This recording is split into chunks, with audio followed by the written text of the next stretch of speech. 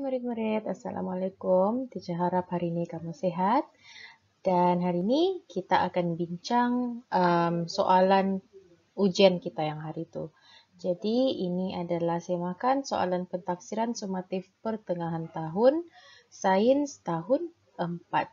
Okey, jadi sebelum kita mulakan perbincangan kita ni, teacher mahu kamu keluarkan kertas soalan, kertas jawapan kamu yang kamu tulis tu dengan pen merah untuk kamu semak lah. Okey? Okey, baiklah kita akan mulakan perbincangan kita. Hari tu kita punya soalan ujian ni ada 5. Jadi kita akan bincang semuanya pada hari ini. Okey, yang penting kamu ada kertas-kertas yang teacher cakap tadi tu dengan pen merah. Okey, kita akan mulakan dengan soalan yang pertama iaitu soalan 1. Okey, Raja 1.1 menunjukkan satu organ pernafasan manusia. Okey, yang ini adalah apa? Ini adalah peparu ataupun paru-paru. Kamu jawab peparu betul. Kamu jawab paru-paru pun betul. Okey. Teacher ada nampak yang jawab ni jantung lah, apalah. Tidak, ini adalah paru-paru. Tolong cek dalam buku teks kamu. Okey. Kena ingat, ini adalah paru-paru. Kalau jantung dia ada satu saja. Kalau paru-paru ni dia ada 2. Alright. Okey, seterusnya. Seluruh dunia termasuk negara Malaysia sedang diancam dengan wabak COVID-19. Apakah kaitan COVID-19 ini dengan organ di atas? Okey, apa kaitannya? Okey, apabila kita sakit COVID-19, contohnya lah, wallahualam, kalau pada satu hari nanti kita dijangkiti dengan COVID-19, kebiasaannya pesakit COVID-19 akan mengalami masalah pernafasan. Jadi masalah pernafasan ni adalah berkaitan dengan peparu kita. Kalau kita bernafas, okey, yang organ-organ yang terlibat ialah hidung, trakea dan juga paru-paru. Ingatkan hari itu kita ada belajar dan apa kaitannya dengan organ. Okey, apabila COVID-19 ni serang seorang manusia, dia akan mengganggu, virus COVID-19 tu akan mengganggu sistem pernafasan manusia. Jadi, untuk kita buat ayat tu cantik-cantik, kita akan tulis virus COVID-19 boleh menyerang peparu dan menyebabkan masalah pernafasan. Okey. Seterusnya, Raja 1.2 menunjukkan satu poster. Okey, soalan lazim, COVID-19 dan perokok. Adakah perokok lebih berisiko dijangkiti COVID-19? Kajian telah menunjukkan perokok dikaitkan dengan pelbagai risiko penyakit termasuk risiko mendapat jangkitan kuman.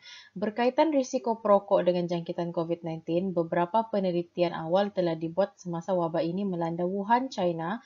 Pertubuhan Kesihatan Sedunia WHO, World Health Organization melalui Framework on Convention on Tobacco Control (FCTC) telah menyatakan bahawa perokok boleh berdepan dengan risiko jangkitan penyakit COVID-19 yang lebih tinggi. Jadi maksudnya perokok mempunyai risiko yang lebih tinggi untuk dijangkiti COVID-19. Okey, berdasarkan poster di atas, apakah nasihat kamu kepada perokok-perokok yang berisiko tinggi untuk dijangkiti COVID-19? Jawapannya senang saja. Elakkan merokok. Jangan merokok, jauhi rokok. Itu saja.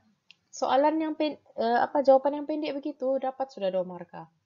Okey, sebab itu adalah nasihat yang kebiasaannya kita berikan kepada perokok-perokok ni. Jangan merokok, jauhi rokok. Okey. Okay, we're going to the second question, soalan yang kedua. Okay, Raja 2 menunjukkan sejenis haiwan. Okay, apakah jenis haiwan ini? Ya, ini adalah rama-rama. Okay, soalan yang pertama. Namakan organ pernafasan haiwan di atas. Okay, kena ingat, organ pernafasan ada 4 untuk haiwan. Yang pertama ialah peparu, yang kedua ialah kulit lembab, spiracle dan insang. Okey, untuk rama-rama, apakah organ pernafasannya? Okey, jawapannya ialah spiracle. Okey. Okey, soalan B. Di bahagian anggota badan manakah terletaknya organ pernafasan haiwan di atas? Labelkan anggota badan tersebut dengan huruf H pada Raja 2. Okey, yang ini teacher baca jawapan kamu, kebanyakannya kamu tidak membaca soalan sebab ada yang main tulis sini di atas badan Rama-Rama. Nah. Teacher minta soalan ini labelkan anggota badan tersebut dengan huruf X pada Raja 2. Maksudnya kamu kena jawab, kamu kena lukis di Raja 2 tu. Jadi senang je jawapannya. Kamu tanda saja. Tanda di badannya X. Okey. Untuk spherical terletak pada badan serangga. Iaitu di badannya tu. Okey, di situ terletaknya spherical. Okey. Okey. Itu soalan B sudah selesai. Soalan C. Namakan dua jenis haiwan yang mempunyai lebih daripada satu organ pernafasan. Banyak sekali. Okey, banyak. Okey, ini teacher bagi 5 jenis haiwan yang mempunyai lebih daripada satu organ pernafasan. Tapi dia minta sini 2. Kamu boleh pilihlah. Cecilia kah, ketambakau kah, salamander kah, newt kah, katak. Yang penting kamu letak ada 2 di situ. Okey. Tapi kebanyakannya kamu jawab betul. Okey. D. Dalam satu situasi, kepala seekor belalang direndam ke dalam air selama 5 minit. Adakah belalang itu akan mati? Apakah jawapannya? Okey, kita kena fikir di sini. Belalang mempunyai organ pernafasan kan? Okey, apa organ pernafasannya? Adakah paru? Adakah insang? Tidak, jawapannya ialah spherical. Okey, belalang mempunyai spherical sebagai organ pernafasannya. Okey, dalam situasi ni, belalang tu dicelup di dalam satu, okey, contohnya dicelup dalam satu mangkuk. Okey, dalam mangkuk tu ada air. Dimasukkan ke dalam mangkuk tu. Adakah belalang tu akan mati? Kamu kena fikir di manakah terletaknya spherical tu. Okey, untuk belalang spherical terletak pada badan. Jadi, dia bilang kepala dia masukkan. Jadi adakah organ pernafasannya dikelilingi dengan air? Tidak kan? Okey, jadi jawapannya belalang itu tidak mati. Mengapa? Kenapa? Kenapa pula belalang tidak mati? Okey, sebab organ pernafasan belalang iaitu spherical terletak di bahagian badannya. Itulah sebabnya kalau kita letak kepala belalang dalam air, dia tak akan mati. Tapi kalau kita celup pula badannya dalam air, yes, belalang tu boleh mati sebab organ pernafasannya dikelilingi dengan air. Okey, soalan yang ketiga. Ini adalah tajuk tajuk tumbuhan. Okey. Raja 3 menunjukkan proses fotosintesis di dalam daun. Okey, ini adalah Raja 3. Okey, apakah fotosintesis? Tandakan tik pada jawapan yang betul dalam kotak yang disediakan. Okey, fotosintesis ini adalah tahap mengingat. Okey. Jadi jawapannya ialah fotosintesis ialah proses di mana tumbuhan membuat makanan dengan kehadiran cahaya matahari. Kena ingat fotosintesis tu adalah proses untuk membuat makanannya sendiri. Tapi mesti ada kehadiran cahaya matahari. Okey, soalan B. Nyatakan bagaimana daun memerangkap cahaya matahari untuk menjalankan proses fotosintesis. Okey, yang ini ni kamu kena ceritakan. Macam mana fotosintesis tu boleh berlaku. Okey, fotosintesis ni berlaku kerana pada daun tu terdapat klorofil. Klorofil tu dia akan memerangkap cahaya matahari dan seterusnya apabila klorofil dapat cahaya matahari, secara automatik dia akan membuat makanan sendiri. Jadi kamu kena susun ayat kamu cantik-cantik. Okey, daun mempunyai klorofil yang dapat memerangkap cahaya matahari untuk proses fotosintesis. Okey, untuk jawapan ni, yang penting dalam jawapan tu kena ada klorofil, kena ada memerangkap cahaya matahari. Okey, kalau ada perkataan tu dalam kamu punya jawapan, yes, itu adalah betul. Kamu boleh tik pakai pen merah kamu. Okey, soalan C, apakah gas X? Okey, untuk soalan ni kamu kena tengok rajah tu betul-betul. Okey, kena tengok rajah tu betul-betul. Okey, ini adalah cahaya matahari memancar ke arah daun. Okey, ini adalah karbon dioksida. Kamu kena ingat, kalau fotosintesis ni memerlukan banyak faktor untuk membuat air. Yang pertama, dia kena ada cahaya matahari. Yang kedua, dia kena ada karbon dioksida. Yang ketiga, dia kena ada air. Okey, cahaya matahari ada, karbon dioksida ada, air ada, dan yang terakhir kena ada klorofil, iaitu pigmen hijau yang terdapat pada daun. Okey, daun. Okey, nanti saya tunjukkanlah. Nah. Okey. Ini adalah contohnya daun. Dalam setiap daun ni, kita tak akan nampak. Tapi kalau kita pakai mikroskop, kalau kita zoom masuk dalam, dia ada klorofil. Jadi kena ingat, dia kena ada 4 faktor terjadinya fotosintesis. Yang pertama, klorofil. Yang kedua, cahaya matahari, karbon dioksida, dan seterusnya air. Okey. Jadi dalam gambar ni ada pula tiba-tiba sini gas X. Okey, kamu kena ingat dalam fotosintesis apa hasil yang dikeluarkan selepas terjadinya fotosintesis. Okey, yang terjadi selepas fotosintesis adalah keluarnya oksigen, gas oksigen dan juga gula. Okey. Jadi secara automatically-nya daun menyerap karbon dioksida dan menghasilkan oksigen untuk manusia dan haiwan bernafas. Jadi, gas X ialah oksigen. Okey. Okey. Nyatakan satu keperluan tumbuhan untuk menjalankan proses fotosintesis. Teacher sudah bagi tahu tadi. Okey. Dalam gambar ni pun ada sudah jawapannya. Untuk menjalankan fotosintesis, dia kena ada 4. Okey, sebutkan yang pertama apa? Klorofil. Yang kedua, cahaya matahari. Yang ketiga, karbon dioksida. Yang keempat, air. Okey, dia kena ada 4. Jadi kamu pilih saja apa yang kau mau. Okey, kau boleh pilih klorofil, karbon dioksida, air, cahaya matahari. Kalau ada jawapan ini dengan kamu, yes, memang teacher bagi 1 markah. Okey, soalan E. Pada pendapat kamu, apakah yang akan berlaku jika tumbuhan tidak melakukan proses fotosintesis? Okey, ini kamu kena ramalkan pula.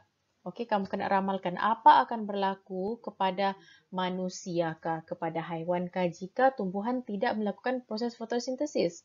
Kamu kena ingat, apakah hasil daripada fotosintesis? Baru je tadi kita cakap. Gas X ni, apa gas X? Gas X ni adalah oksigen. Jadi apa akan terjadi kalau tiada fotosintesis? Okey, tidak akan keluar oksigen. Apa akan berlaku kepada manusia? Apa akan berlaku kepada haiwan kalau tidak ada oksigen? Tidak boleh bernafas sebab tiada oksigen. Okey, jadi kamu kena susun ayat tu cantik-cantik. Okey. Contohnya seperti ini. Semasa proses fotosintesis, tumbuhan menyerap karbon dioksida. Nah, tengok menyerap karbon dioksida yang disingkirkan oleh manusia dan haiwan untuk menghasilkan oksigen. Manusia dan haiwan mengeluarkan karbon dioksida selepas kita menghembuskan nafas. Oksigen masuk, karbon dioksida keluar. Jika proses fotosintesis tidak berlaku, maka tiada oksigen untuk manusia dan haiwan bernafas. Okey, kena susun ayat kamu cantik. Okey. Okey, siapa yang jawab soalan ni? Dia cakap tiada oksigen semua tu. Okey, teacher bagi betul. Okey, yang penting dalam jawapan kamu ni kena ada tiada oksigen untuk bernafas. Betul sudah tu. Okey. Next question. Raja Empat menunjukkan Azman menggunakan alat X untuk melihat pokok betik di luar tembok rumahnya. Di luar tembok rumahnya. Okey, ini adalah Raja Empat. Ini adalah objek P. Kamu kena tengok betul-betul raja ni. Ini adalah objek P. Dan yang ini ialah alat X. Okey, tembok, pokok betik dan ini mata Azman. Okey, namakan alat X. Okey, apakah alat X? Okey, soalan 4 ni berkaitan dengan tajuk cahaya. Apakah alat X? Kamu kena ingat ya, kalau yang dia begini. Itu adalah periskop. Okey, periskop ni kebiasaannya digunakan dalam kapal laut selam. Okey, kapal tu kan dalam laut dan ada kamera keluar kan. Itu adalah periskop sebenarnya.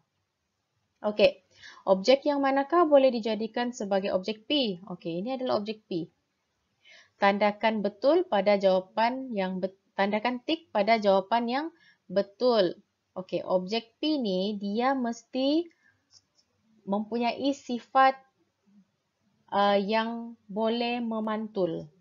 Okey, sebab apabila dia nampak di sini, cung, dia kena pantul di sini. Cung, begitu.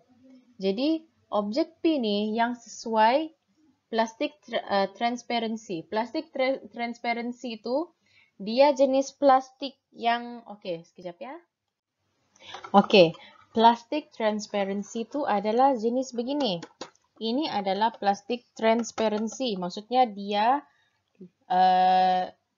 adalah bersifat lut cahaya, okey? Dia lut sinar, dia bersifat lut sinar yang ini. Okey, dia bersifat lut sinar dan kita boleh nampak dia. You can see object through this plastic transparency. Kamu boleh lihat sesuatu objek melaluinya, okey? Sebab dia bukan jenis yang boleh dipantul. Okey, seterusnya cermin muka. Obviously, ini adalah cermin muka. Okey, dia boleh dipantulkan, okey? Okey, kalau kamu nampak, okey, teacher kasih bersih sikit. Okey, ini adalah cermin dan boleh dipantulkan. Tengok tu, ada laptop teacher kan? Ada lighting teacher, laptop teacher, apa semua. Okey, dan ini contoh. Ini adalah bongkah kaca. Okey, bongkah kaca kamu boleh lihat teacher di situ tapi tidak terang sangat. Tengok muka teacher situ. Okey, ini contoh untuk bongkah kaca. Okey, jadi apakah objek yang sesuai untuk dilihat yang boleh digantikan objek P? Okey, sudah tentu adalah cermin muka sebab dia boleh memantulkan cahaya ataupun dia boleh memantulkan objek. Kalau kita lihat di sana, boleh terpantul. Alright. Next question. Okey, nyatakan dua sifat yang membolehkan objek P digunakan. Sifat cahaya ni macam cahaya boleh di itu-itu. Cahaya boleh di itu-itu. Okey, tapi kamu kena fikir. Ini adalah cermin muka. Apakah sifat cermin muka? Apabila kita cermin muka kita begini, apa yang kita lihat? Okey, kita nampak diri kita. Maksudnya, kita punya wajah ni dipantulkan sebab ada cahaya membantu untuk kita melihat. Maksudnya, wajah kita dipantulkan. Okey. Dan seterusnya, cahaya ni dia bergerak lurus. Itu adalah salah satu sifat cahaya. Kenapa kita boleh lihat diri kita? Sebab cahaya bergerak lurus. Okey, adakah cahaya macam begitu? Sebenarnya tidak. Cahaya ni dia bergerak lurus. Sama juga kalau kita tengok handphone kita, kita nampak direct begitu. Sebab cahaya bergerak lurus. Itu adalah dua sifat cahaya. Okey, dan seterusnya cahaya boleh dipantulkan menggunakan cermin muka. Okey, soalan seterusnya. Lakarkan laluan sinar cahaya yang betul dari pokok ke mata pemerhati. Kena baca soalan. Dari pokok ke mata pemerhati dalam raja di atas. Okey, macam mana caranya? Dia dari sini, pokok betik. Kena tulis arah ya, kena tulis arah. Nampak ni arah teacher tulis. Pergi sini. Okey, apabila sampai ke objek P, dia akan dipantulkan. Ingat kan? Itu adalah sifat objek P. Dia akan piung gitu, dia akan ke bawah objek P. Dan seterusnya apabila sampai ke objek P, dia akan dipantulkan lagi semula ke mata. Itu sebabnya mata ni boleh melihat pokok betik sebab ada objek P membantu untuk memantulkan objek ataupun memantulkan image. Okey, mata, sampai ke mata. Okey, jawapan sudah betul. Kalau begini betul sudah, teacher bagi 1 markah. Okey, next question, last question. Okey, Raja 5 menunjukkan 2 orang budak sedang bermain alat muzik yang berbeza. Okey, budak X dia main drum. Okey, budak Y main gitar. Okey, apakah yang menyebabkan alat tersebut menghasilkan bunyi? Kena ingat, macam mana bunyi dihasilkan? Melalui getaran. Okey, kalau suara teacher ni pun keluarnya adalah suara teacher keluar disebabkan getaran. Cuba kamu try bercakap dan kamu pegang kamu punya tekak begini. Kan? Ini adalah getaran. Kalau kamu buka, pasang speaker, kamu pasang lagu, kamu tengok di speaker punya bulatan tu, ada tu dia bergegar, cuk, cuk, cuk, cuk, bergegar begitu. Itu sebab ada getaran. Okey, nyatakan persamaan bagi kedua-dua aktiviti budak X dan budak Y. Okey, apakah persamaannya? Dua-dua ni main alat muzik. Ya, memang betul persamaan itu pun teacher boleh terima. Tetapi semasa bermain alat muzik tu apa yang terjadi? Apa yang kita dengar? Okey. Aktiviti tersebut menghasilkan bunyi. Sebab kita ketuk-ketuk pom pom pom pom. Kita main gitar jing jing jing jing jing jing. Dia menghasilkan bunyi. Okey. Nyatakan perbezaan cara bunyi yang dihasilkan oleh budak X dan budak Y. Okey. Kamu kena ingat tadi, budak X dengan budak Y. Budak X main drum. Okey, kalau main drum tu macam mana? Okey. Dan budak Y, apa dia buat? Dia main gitar. Okey. Budak X mengetuk pom pom pom pom pom. Mengetuk drum. Manakala budak Y memetik gitar. Ting ting ting untuk menghasilkan bunyi. Okey, nyatakan contoh alat yang dihasilkan. Nyatakan contoh alat yang menghasilkan bunyi dengan cara yang sama dengan alat yang digunakan oleh budak tersebut. Bulatkan jawapan yang betul. Okey, budak X mengetuk. Daripada alat muzik ni, mana yang menunjukkan mengetuk? Okey, kalau ini X, tamborin. Tamborin ni biasanya kita macam kasih cing cing cing cing cing cing cing. Adakah itu mengetuk? Tidak kan? Okey, X. Seterusnya xylophone. Xylophone, yes, ketuk cing cing cing cing cing cing. Okey. Seterusnya lagi, ini apa? Ini adalah maracas. Kebiasaannya maracas kita akan cik cik cik cik cik cik cik cik gitu. Jadi, sudah tentu untuk budak X, jawapannya adalah xylophone. Okey. Budak Y. Budak Y pula memetik gitar. Okey. Ini adalah trumpet ataupun saxophone. Okey, ini adalah secara kita tiup. Okey. Untuk ini adalah simbol. Simbol ni kita cing cing cing cing. Okey, bukan kan? Sebab dia bilang memetik. Okey. Piano. Piano? Kenapa jawapannya piano? Sebab kalau kita main piano, kita main begini kan? Cing cing cing cing kan? Tapi sebenarnya di dalam piano tu sebenarnya ada tali-tali. Ada banyak tali disusun dan nanti akan ada alat di dalam ada alat di dalam piano tu yang memetik tali tu. Itu yang sebabnya boleh terhasil bunyi. Okey, sebenarnya piano dimainkan ataupun piano tu berbunyi kerana petikan, memetik. Okey, piano tu bukan main tekan-tekan saja. Okey?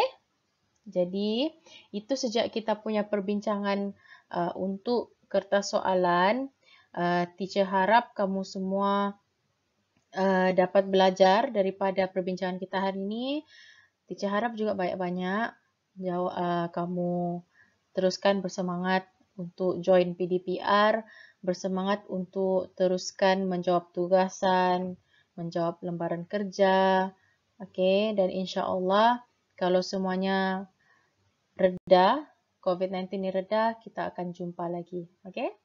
Assalamualaikum.